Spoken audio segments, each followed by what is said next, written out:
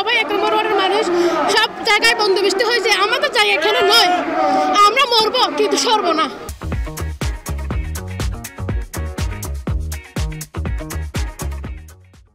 আমাদের উচ্ছেদ করা যাবে না, আমরা মরতে রাজি কিন্তু সত্যি রাজি নয়। আমাদেরকে এখান থেকে এমনি সরানো মানে এমনি মরা, তাহলে এখানে থেকে মরবো, আমরা এখানে থেকে মরে যাবো সবাই। আমরা মরতে রাজি, আমাদের একটা দাবি, আমরা যাবো না, আমি মরবো, আমরা সরবো না। আমরা বন্দোবস্ত চাই, সব জায়গায় যখন বন্দোবস্ত আমরা বন্দোবস্ত চাই, আমরা আমাদের জায়গায় থাকতে চাই। আমরা চাই না ফ্ল্যাট বাড়ি, আমরা ফ্ল্যাট বাড়ি চাই না, আমরা কুড়াঘর থাকবো, আমরা আমাদের ফ্ল্যাট বাড়ি লাগবে না, আমাদের যেটাই আছে আমরা সেটাই পাবো। আমাদেরকে যদি মেরে ফেলে আমরা মরে যাবো, তারপরে সরবো না, আমরা মরতে রাজি। আমাদের এলাকা 1 নম্বর ওয়ার্ড 40 বছর ধরে বসবাস করছে। আমরা আমাদেরকে ওই সিভিল এভিয়েশনের অবৈধ অনৈতিক 682 একর জায়গা বন্দোবস্তির দলিল বাতিল করে আমাদের 1 নম্বর ওয়ার্ডবাসীকে সেটি বন্দোবস্তি দেওয়া হোক। ডিসি মহোদয় অত্যন্ত গুরুত্ব সহকারে আমাদের কথা শুনেছেন, আমাদেরকে আশ্বস্ত করেছেন যে আমাদেরকে উচ্ছেদ করে কোনো প্রকল্প আপাতত হবে না। আমাদের সাথে সংলাপ করে, ডায়লগ করে, যে সংশ্লিষ্ট মন্ত্রণালয় আছে সকলের সাথে যোগাযোগ করে ওখানে আমাদেরকে রেখেই সব উন্নয়ন কর্মকাণ্ড করার তিনি ব্যবস্থা করবেন। আমাদের মা বাবার কবর যেখানে, আমাদের দাদা দাদির কবর যেখানে, আমরা সেইখানে বন্দোবস্তি নিতে চাই, আমরা সেইখানে মরতে চাই। আমরা 1 নম্বর ওয়ার্ড ছাড়া আমরা কোথায় যাব না। যারা কুতুবদিয়া থেকে আসছে এখানে কুতুবদিয়া পাড়া থাকে, অনেক কষ্ট করে ঝড়ে ভিজে রোদে শুয়ে এখানে থাকতেছে। আমাদের নাতিপুতি এখানে বড় হয়েছে, লেখাপড়া করছে।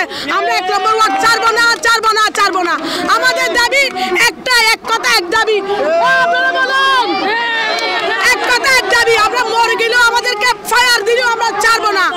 মাননীয় ডিসি সাহেব, এফসি সাহেব, মাননীয় বর্তমান সরকার, বর্তমান যে সরকার আছে তার কাছে, ইনুস সাহেবের কাছে আমাদের দাবি, আমরা 1 নম্বর ওয়ার্ড ছাড়বো না, আমরা এখানে থাকতে চাই। আমরা আজকে কক্সবাজার পৌরসভার 1 নম্বর সর্বস্তরের জনসাধারণ, আমরা আমাদের প্রাণের দাবি ছিল 1 নম্বর ওয়ার্ড পুরোটাই আমাদের নামে বন্দোবস্তি দেওয়া হবে। আমরা সেই বিষয় নিয়ে আমাদের অভিভাবক জেলা প্রশাসক স্যারের কাছে একটা স্মারকলিপি দিয়েছি এবং স্যার আমাদেরকে আশ্বস্ত করেছেন যে আমাদের এই বিষয়ে যে লিস্ট কার্যক্রম এটা উনি বন্ধ রাখার জন্য ব্যবস্থা নেবেন এবং আমাদের যে এই এলাকা বন্দোবস্তির ব্যাপারে মাননীয় প্রধান উপদেষ্টার নিকট আমাদের স্মারকলিপিটা পৌঁছে দিবেন এবং সাথে সংশ্লিষ্ট মন্ত্রণালয় যা যা আছে সবখানে উনি আমাদের পক্ষে হয়ে, আমাদের জনগণের পক্ষে হয়ে কথা বলবে বলে আশ্বস্ত করেছেন। ইনশাআল্লাহ চমৎকার বৈঠক হয়েছে। আমাদের দাবি দেওয়াগুলি উনি শুনছেন, বিস্তারিতভাবে শুনছেন, সকলের কথাবার্তা শুনছেন এবং উনি খুবই আন্তরিক। আমাদের এই বিশাল জনগোষ্ঠীর স্বার্থকে উনি করবেন না। উনি প্রধান উপদেষ্টার নিকট আমাদের দরখাস্ত এবং সংশ্লিষ্ট মন্ত্রণালয়ের সাথে যোগাযোগ করে আমাদের দাবি দেওয়াগুলি পূরণের উনি সচেষ্ট হবেন এবং আলাপ আলোচনার ভিত্তিতে সব কিছু করা হবে এবং আমরা ওনার কথায় আশ্বস্ত হয়েছি যে উনি জনগণের দাবির পরিপ্রেক্ষিতে যা যা করা দরকার তিনি তা করবেন, তবে সংশ্লিষ্ট মন্ত্রণালয়ের সাথে আলাপ আলোচনা করেই এগুলি করা হবে। আমাদেরকে চলে যেতে বলেছে, ইনশাআল্লাহ আমাদের দরখাস্তের বিষয়ে বিস্তারিত আলাপ আলোচনা হবে এবং সিদ্ধান্ত হবে। এখন উনি যেহেতু আমাদের দাবি দেওয়া শুনেছেন, আন্তরিকতার সহিত দাবি দেওয়া শুনেছেন এবং আমরা ওনাকে আমাদের অনেক তথ্যপত্র উপস্থাপন করেছি। আমরা থাকার বিষয়ে আমাদের কী কী রাইট আছে এগুলি আমরা বলেছি। অতীতে এখানে জেলা প্রশাসক মহোদয়ের এখানে অনেক রেজলিউশন আমাদের ওখানে থাকার কথা আছে এবং সিভিল এভিয়েশনে এত জায়গা যে লাগবে সেটা কিন্তু এখান থেকে অস্বীকার করা হয়েছে। এখানে এই মিটিংয়ের মধ্যে এগুলি আগে রেজলিউশনের মধ্যে বাধ্য হয়েছে। এগুলি কমপ্লিটলি আমাদের গোড়াটিকে এটাকে অযৌক্তিকভাবে উচ্ছেদ করার জন্য, ওয়ার্ডটিকে উচ্ছেদ করার জন্য তারা 682 একর জায়গা দখলে নিয়েছে। সুতরাং আমরা 682 একর জায়গায় আমরা 17টি মহল্লা আছি, আলাপ আলোচনার মাধ্যমে আমাদের এখানে থাকতে হবে।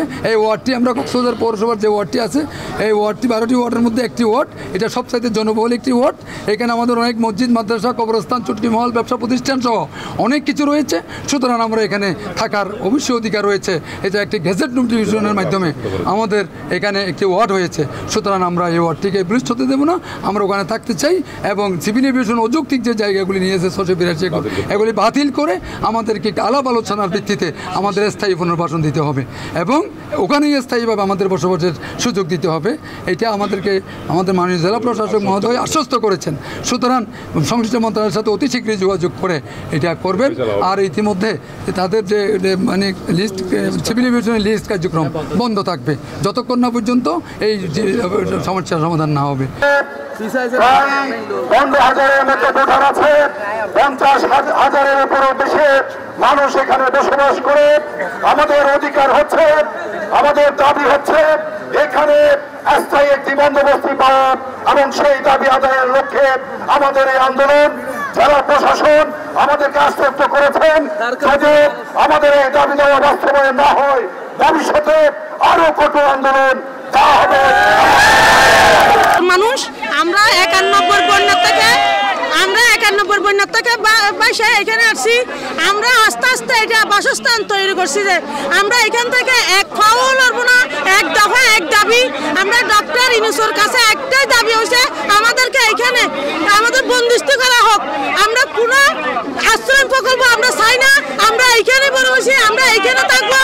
আমরা বন্দোবস্তি আমরা এখানে চাই। আমরা এই এলাকা ছাড়া গেলে আমরা মরেই যাবো, আমরা এখানে গুলিবস্ত হবো, তারপরে আমরা এটা ছাড়বো না। আমরা কুতুবদিয়ার বাসী, আমরা কুতুবদিয়ার থেকে বাসী, আমরা এখানে আসছি।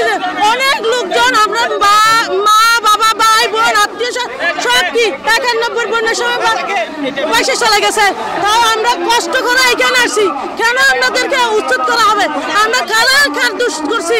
আমরা তো কারো দোষ করি নাই, আমরা কারো দরজার গিয়ে ঠেলাঠেলি করি নাই। আমরা যেখানে আছি সেখানেই থাকবো, আমাদেরকে এইখানে বন্দোবস্ত করা হোক।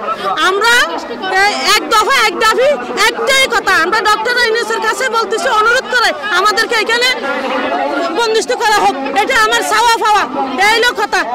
ইতিমধ্যে যারা জমায়েত হয়েছিলেন এখানে, তাদের নেতৃবৃন্দের সাথে জেলা প্রশাসকের কক্সবাজারে কথা হয়েছে। তো তারা নানা বিষয় আমাদের সামনে তুলে ধরেছেন এবং তাদের যে বিভিন্ন এজেন্ডাগুলো এবং তাদের যে চাওয়াগুলো সেগুলো তারা লিখিতভাবে স্মারকলিপি আকারে জমা দিয়েছেন। আমরা সেটি সসম্মানে গ্রহণ করেছি এবং আমরা সরকারের দৃষ্টি আকর্ষণ করব। এই বিষয়টিতে অনেকগুলো দপ্তর, সংস্থা এবং বিভাগের মন্ত্রণালয়ের সংশ্লিষ্টতা আছে। তো সামগ্রিকভাবে আমরা আশা করব যে সরকার সামগ্রিকভাবে একটা সিদ্ধান্ত হয়তো আমরা পরে পাবো।